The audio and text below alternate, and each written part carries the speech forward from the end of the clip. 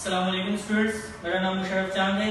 आज का जो टॉपिक है हमारा contribution of Muslim and Pakistani scientist के आज हम पढ़ेंगे कि फिजिक्स में मुस्लिम साइंटिस्ट ने किस तरह से अपनी शमूलियत रखी और फिजिक्स को जदीद किस तरह से बनाया। टॉपिक स्टार्ट करने से पहले मैं आपको बता दूं कि जिन स्टूडेंट्स ने मेरा चैनल सब्सक्राइब नहीं किया तो सबसे पहले वो मेरा चैनल सब्सक्राइब करें ताकि एजुकेशन से रिलेटेड मेरी कोई भी वीडियो आप तक आ पहुंचे। सो स्टूडेंट्स, बाकायदा हम अपनी वीडियो का आगाज करते हैं। सबसे पहला जो टॉपिक है हमारे पास अबू अली हसन इब्न हैतम। कुछ स्टूडेंट्स इसे इब्न हैशम भी कहते हैं और कुछ स्टूडेंट्स इसे इब्न हैतम भी कहते हैं। ये फुल नेम है, जबकि हम शॉर्ट फॉर्म में कॉपी में या जब भी राइट आंसर होगा उसमें हम लिखेंगे इब्न हैतम। इंट्रोडक्शन पढ़ते हैं। इंट्रोडक्शन किसे कहते हैं? तारुफ। सबसे पहले इंट्रोडक्शन इसका ये है कि he was born in Basra, कि वो बसरा में पैदा हुए, a renowned city in Iraq in 1965 AD. Iraq के मशहूर शहर बसरा में पैदा हुए, कौन सी सदी में पैदा हुए? 965। एडी किसको कहते हैं? एडी की फुल फॉर्म हमारे पास होती है after the death of Jesus Christ, के हजरत ईसा अलैहिस्सलाम के दौरे खिलाफत के बाद। कंट्रीब्यूशन करेंगे कि इन्होंने फिजिक्स को जदीद किस तरह से बनाया। सबसे पहला हमारा पॉइंट है he is famous for his book किताबुल मनाजिर। नाम से पता चल रहा है किताबुल मनाजिर यानी कि किताब, मनाजिर आंखों के देखने के बारे में। इन्होंने सबसे पहले अपनी बुक लिखी जिसका नाम था किताबुल मनाजिर, जिसकी वजह से वो बहुत मशहूर हुए। दूसरा टॉपिक है हमारे पास he invented a pinhole camera. Pinhole camera किस तरह से आजकल के जो दौर में हमारे पास कैमरास है उनके वो तो बहुत जदीद हैं, जिनके पिक्सेल्स फटते वगैरह नहीं है, लेकिन जो पुराने जमाने में जो कैमरास होते थे उनकी एक लंबी दूरबीन होती थी जिसकी वजह से उस कैमरे में छोटे से होल होते थे। इस होल को हम कहते थे पिन होल। तो सबसे पहला जो कैमरा निकाला था वो इब्न हैतम ने निकाला था, जिसको इन्होंने नाम दिया था pin hole. Number 3 contribution, he gave the loss of reflection and refraction. अब रिफ्लेक्शन क्या है, रिफ्लेक्शन क्या है? कि सूरज की रोशनी जब एक सीधी सतह पे पड़ती है, एक स्ट्रेट सरफेस पे पड़ती है, तो जिस सिम से सूरज की रोशनी आती है बिल्कुल उसी सिम उठती है, यानी कि लाइट। जबकि ग्लास में डाइवर्ट होना के मिसाल के तौर पे जब एक कर्व सरफेस होगा यानी कि खुरदुरी जमीन होगी, टेढ़ी जमीन होगी, उस पर जब सूरज की रोशनी पड़ेगी तो सूरज की रोशनी कभी इस तरफ जाएगी, कभी इस तरफ जाएगी, कभी इस तरफ जाएगी, मतलब एक डायरेक्शन ही होगी। तो रिफ्लेक्शन हम कहते हैं कि इन वन डायरेक्शन और रिफ्रैक्शन हम कहते हैं कि डिफरेंट डायरेक्शंस। तो उन्होंने रिफ्लेक्शन और रिफ्रैक्शन ऑफ लाइट के कानून बताया था। नेक्स्ट टॉपिक है हमारे पास याकूब इब्न इसहाक अल-किंदी। अमूमन स्टूडेंट्स जो है ये नोट्स है, ये स्टूडेंट्स नोट्स हैं, ये आप सिर्फ नोट्स में कंट्रीब्यूशन इंट्रोडक्शन लिखेंगे, इनके फुल मार्क्स होते हैं, यहाँ पे परेशान नहीं होना। ये सारे जो नोट्स हैं ये इंपॉर्टेंट है। नेक्स्ट है हमारे पास याकूब इब्न इसहाक अल-किंदी। इनका नाम जो था याकूब इब्न इसहाक, और स्टूडेंट्स जो है ना शॉर्ट फॉर्म में इस तरह से भी लिख सकते हैं कि याकूब इब्न इसहाक नहीं बल्कि जबकि अल-किंदी भी लिख सकते हैं। इंट्रोडक्शन पढ़ेंगे इनका। He was born in Basra, ये भी बसरा में पैदा हुए, कौन सी सदी में? 800, हजरत after the death of Jesus Christ यानी कि हजरत ईसा अलैहिस्सलाम के दौरे खिलाफत के बाद। इंट्रोडक्शन, तारुफ मैंने आपको बता दिया। Contribution, he is famous for his discussion of nature of sound. अब नेचर ऑफ साउंड कुदरत की आवाज है। अब साउंड के बारे में इन्होंने बताया जिस तरह के औरतों की आवाज जो है यानी कि लेडीज वगैरह की आवाज जो है मोटी नहीं होती जबकि पतली होती है, जबकि जेंट्स यानी कि मैन वगैरह की आवाज जो होती है वो गूंजती है, मोटी होती है। तो उन्होंने पिच ऑफ साउंड के बारे में बताया कि कब आवाज गूंजती है, कब आवाज स्लो होती है। हमारे कानों को आवाज कौन सी पसंद है? म्यूजिकल इंस्ट्रूमेंट्स की आवाजें हमारे कानों को बहुत पसंद है, और जो कि हमें नहीं पसंद नॉइस यानी कि शोर। तो उन्होंने जो है अपने नेचर ऑफ साउंड यानी कि कुदरत की आवाज के बारे में बताया। Number 2, he is famous for his work in geometrical optics। Thermoscope के बारे में पढ़ते होंगे फिजिक्स में। व्हाट इज थर्मोस्कोप्स, टेलीस्कोप्स, इनको जैसे माइक्रोस्कोप, ये सारी ज्योमेट्रिकल ऑप्टिक्स है। ये जितनी भी है ये ज्योमेट्रिकल ऑप्टिक्स है। तो इन्होंने माइक्रोस्कोप के बारे में बताया है, टेलीस्कोप के बारे में बताया है, टेलीस्कोप के बारे में बताया है। इन तमाम लेयर्स के बारे में बताने को हम कहते हैं ज्योमेट्रिकल ऑप्टिक्स। ऑप्टिक्स का मतलब होता है शीशा। ऑप्टिक्स का मतलब होता है शीशा, जिसमें रिफ्लेक्शन यानी कि ट्रांसपेरेंट होना। What is transparent? ट्रांसपेरेंट किसको कहते हैं? जिससे रोशनी पास हो सके। ओपेक उसको कहते हैं जिससे रोशनी पास ना हो। Number 3, he explained musical notes on scientific ground। इन्होंने म्यूजिकल नोट्स के बारे में बताया कि मौसीकी की लेयर्स के बारे में। आजकल के जो मौसीकी के जो गुलकार हैं वो म्यूजिक का बड़ा खास ख्याल रखते हैं कि किस तरह किस जगह पे म्यूजिक की लेयर बनानी है। जिस तरह पुराने जमाने में शाह अब्दुल लतीफ बिटाई तंबूरा के बारे में बताया था, गिटार के बारे में बताया, ड्रम के बारे में बताया। तो इन्होंने जो है म्यूजिकल इंस्ट्रूमेंट्स की लेयर के बारे में बताया। तीसरा कंट्रीब्यूशन इनका ये था। नंबर नेक्स्ट, तीसरा हमारे पास है डॉक्टर अब्दुल सलाम। इनका तो शॉर्ट फॉर्म भी आप ये लिख सकते हैं कि डॉक्टर अब्दुल सलाम। इंट्रोडक्शन तारुफ हम इनका पढ़ेंगे। He was born in Jhang.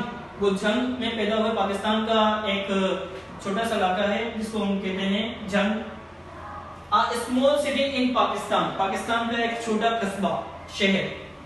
इन 1926 1926 में पैदा हुए। कंट्रीब्यूशन इनकी पढ़ेंगे। He was awarded Nobel prize in physics. इनको जो है नोबेल प्राइज भी दिया गया, यानी कि तोहफा भी दिया गया, एक नवाजा गया एक तोहफे से फिजिक्स में 1979 में, यानी कि 1979 for his great work on grand unification theory. के इटली के शहर ट्रिस्ट में बैठकर ग्रैंड यूनिफिकेशन थ्योरी के फिजिक्स, जदीद फिजिक्स के बारे में बताया था। आजकल तो हम बहुत पुरानी फिजिक्स पढ़े, लेकिन जदीद फिजिक्स जैसे स्टेट्स ऑफ मैटर में प्लाज्मा, इन्होंने बताया था कि जदीद फिजिक्स कहती है कि plasma is the fourth state of matter, कि प्लाज्मा जो है मादे की चौथी किस्म है, जिसकी वजह से इनको नोबेल प्राइज मिला गया। नंबर 2, इनकी कंट्रीब्यूशन पढ़ते हैं। He is established international centre for theoretical physics in Trieste in Italy. इन्होंने इटली के शहर ट्रिस्ट में एक अपना इदारा बनाया, जहां दुनिया के बारे में, दुनिया की जितनी भी बड़ी बड़ी इजादातें थी उनके बारे में डिटेल से बताया। थ्योरेटिकल हम कहते हैं डिटेल से बताना, लंबे वाज़े करके बताना। तो ये हमारे जो है तीसरे साइंटिस्ट थे। सो हमारा चौथा टॉपिक है कि अबू रेहान मोहम्मद बिन अहमद अल-बैरूनी। आप अल-बैरूनी के नाम से भी इसे जाना जा सकते हैं। कि इनकी इंट्रोडक्शन क्या है? अल-बैरूनी was born in a small town which is present in Afghanistan. अल-बैरूनी जो पैदा हुए वो अफगानिस्तान के छोटे टाउन में पैदा हुए। In 1973 AD 973 यानी कि 1973 AD में पैदा हुए। कंट्रीब्यूशन इनकी शमूलियत क्या थी? He practically proved that, उन्होंने ये करके बताया कि earth is round not flat, कि जमीन जो है वो गोल है ना कि सीधी है। इन्होंने किस तरह से बताया कि वाकई दुनिया का जो नक्शा है वो इस तरह से गोल। इन्होंने सबसे पहले दुनिया के बारे में बताया था कि जमीन जो है वो राउंड है यानी कि गोल है, जबकि सीधी नहीं है। दूसरी इनकी कंट्रीब्यूशन, दूसरी शमूलियत इनकी क्या थी? ही also measure the circumference of the earth. अब सर्कमफ्रेंस क्या है? जमीन की इस गोलाई को हम कहते हैं सर्कमफ्रेंस। सर्कमफ्रेंस कहते हैं किसी जगह का सही रास्ता बताना, उसकी लोकेशन को ट्रेस करना।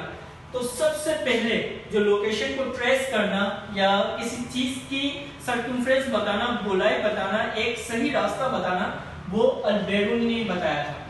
नंबर 3 कंट्रीब्यूशन क्या है? He gave the method of determining the longitude and latitude of the place. अब लॉन्गिट्यूड में क्या है? इन्होंने दिशा बनाई, नॉर्थ, साउथ, ईस्ट, वेस्ट। ये डिटरमाइनिंग बताया कि जमीन के जो है 4 दिशाएं होती हैं, शुमाल, मगरिब, मशरिक और जुनूब। और लॉन्गिट्यूडल क्या है? लॉन्गिट्यूडल हम किसे कहते हैं? वर्टिकल वे से आना। और जबकि लैटिट्यूड किसे कहते हैं? हॉरिजॉन्टल वे आना। तो जमीन की जो सर्कमफ्रेंस और उसकी डिटरमाइनिंग और लॉन्गिट्यूड और लैटिट्यूड जो है इन्होंने बताई थी कि किसी जगह, अब मिसाल के तौर पे पाकिस्तान यहाँ पे पाया जाता है, जबकि अमेरिका यहाँ पाया जाता है, या इंडिया यहाँ पाया जाता है, या ईरान यहाँ पाया जाता है। तो किसी भी चीज की या किसी भी जगह की लोकेशन को ट्रेस करना सबसे पहले अल बैरूनी ने बताया था। Number 4, he also found densities of the various metals। उन्होंने मेटल्स क्या है? What are metals? Metals are good conductors of heat and electricity, के जिससे इलेक्ट्रिसिटी इजीली वे से पास हो। अब मिसाल के तौर पे मेरे पास आपके सामने चौक है, डेंसिटी क्या है? D is equal mass upon volume. अब डेंसिटी मिसाल के तौर पे मेरे पास एक चौक है, ठीक है। अब यही चौक, इसका स्पंज यानी कि इसका वेट, इसका मास जो होगा वो हल्का होगा, और इसके मुकाबले में आयरन रोड लूंगा यानी कि एक लोहा लूंगा, तो उसका जो है मास अलग होना, तो एक ही साइज होना लेकिन उनका मास डिफरेंट होना, इस चीज को हम कहते हैं डेंसिटी। वॉल्यूम किसे कहते हैं? किसी भी बॉडी के अंदर मौजूद सब्सटेंस की मिकदार को मालूम करना। किसी भी बॉडी के अंदर मौजूद सब्सटेंस की मिकदार को मालूम करना, उस चीज को हम कहते हैं वॉल्यूम। मिसाल के तौर पे जैसे कि एक स्कूल है, स्कूल में जो है क्लासेस पाई जाती है, मैं ये कहूंगा कि there are number of classes in the school, मैंने इनकी क्वांटिटी नहीं बताई, जबकि मैं ये कहूंगा कि there are number of 32 classes in the school, के इस स्कूल में जो है 32 क्लासेस पाई जाती है, इस चीज को हम कहते हैं वॉल्यूम। किसी भी बॉडी के अंदर मौजूद सब्सटेंस की मिकदार को मालूम करना, उस चीज को हम कहते हैं वॉल्यूम। तो इन्होंने मेटल्स की डेंसिटीज बताई कि नॉन मेटल्स और मेटल्स में क्या फर्क है। Non metals are bad conductors of electricity, जिनसे इलेक्ट्रिसिटी पास नहीं हो सकती, जैसे कि रबर, वुड, प्लास्टिक, ग्लास, इन चीजों के बारे में। नंबर 5, डॉक्टर अब्दुल कदीर खान कब पैदा हुए? 1936 में, 1936। कंट्रीब्यूशन, इनकी शमूलियत पढ़ेंगे। He contributed in making Pakistan a nuclear state। State किसे कहते हैं? रियासत। इनका कारनामा क्या था? इनकी शमूलियत क्या थी कि पाकिस्तान को इन्होंने एक एटमी रियासत बनाई। एटम बम सबसे पहले बनाने वाले डॉक्टर अब्दुल कदीर खान थे। पाकिस्तान को एक एटमी ताकत बनाया, उसको एक एटमी रियासत बनाई। दूसरी शमूलियत के बारे में क्या पढ़ते हैं कि he has been awarded हिलाले Imtiaz by the government of Pakistan. इनके इस शमूलियत की वजह से, इस कारनामे की वजह से पाकिस्तान ने इनको एक एजाज से नवाजा, जिसका नाम था हिलाले इम्तियाज। सो स्टूडेंट्स, मुझे अपनी फीडबैक जरूर करें, लाइक करें, कमेंट करें, शेयर करें। अल्लाह हाफिज।